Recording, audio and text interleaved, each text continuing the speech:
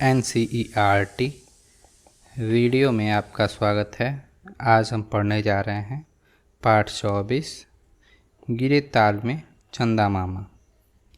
आइए शुरू करते हैं पाठ 24 गिरे ताल में चंदा मामा। यह एक आनंदमयी कविता है। गिरे ताल में चंदा मामा, सबने देखा सबने देखा। फंसे जाल में चंदा मामा, सबने देखा सबने देखा। सबने देखा एक अचंभा, मछुआरे ने जाल समेटा।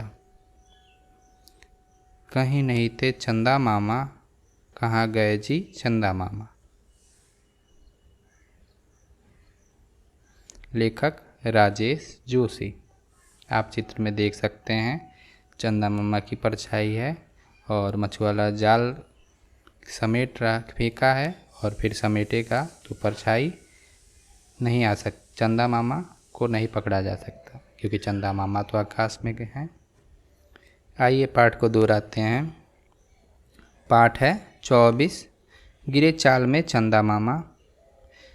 गिरे ताल में चंदा मामा, सबने देखा सबने देखा। फंसे जाल में चंदा मामा, सबने देखा सबने देखा। सबने देखा एक अचंभा, मछुआरे ने जाल समेटा।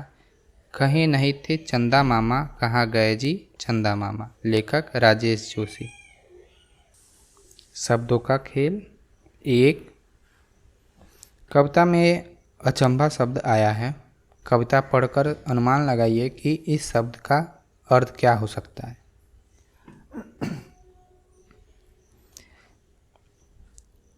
अचंभा मतलब आश्चर्यजनक। दूसरा, नीचे दिए हुए किस वाक्य में अचंभा शब्द का सही प्रयोग हुआ है। यह देखकर अचंभा हुआ कि सूरज प्रकाश देता है। यह देखकर अचंभा हुआ कि चांद रात में दिखता है।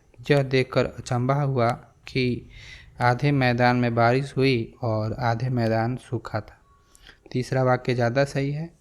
सूरज प्रकाश देना, चांद का रात में दिखना, ये अचंभे वाली बात नहीं है। जबकि आधे मैदान में बारिश हो रही थी, आधे में नहीं हो रही थी, यह अचंभा है। तीसरा, इस कविता में चंदा मामा की जगह पर सूरज दादा कहकर इस कविता को पढ़िए। अपनी नई कविता को कॉपी में लिखिए। तो आपको इसी कविता को चंदा मामा की जगह सूरज दादा कह के पढ़ना है। तो आइए पढ़ते हैं।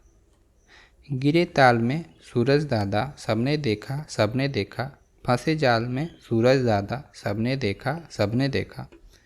सबने देखा एक अचंभा, मछुआरे ने जाल समेटा। कहीं नहीं थे सूरज दादा, कहाँ गए जी सूरज दादा। मिलकर पढ़िए। चांद की रोटी पानी में आई, मछली फिर भी न खा पाई। यह है चांद की परछाई। चांद की रोटी पानी में आई, मछली फिर भी न खा न पाई।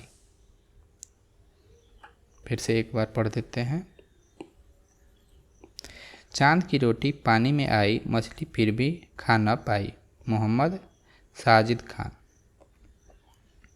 सोचिए और लिखिए। एक, चांद की रोटी किसे कहा गया है। चांद की रोटी यानी चांद की परछाई।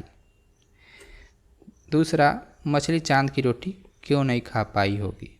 तो परछाई सिर्फ हमको दिख रही है और मछली उसे नहीं खा पाएगी क्योंकि वो वास्तविक नहीं है। आप चलते हैं तो आपके पीछे परछाई है लेकिन उसे पकड़ा नहीं जा सकता, वो वास्तविक नहीं है। शिक्षण संकेत। बच्चे अचंभा का जो भी अर्थ बताएं उस पर बच्चों से बातचीत कीजिए। यह शिक्षक के लिए निर्देश है। आप और वीडियोज़ के लिए NCERT वीडियो को सब्सक्राइब कर सकते हैं। धन्यवाद।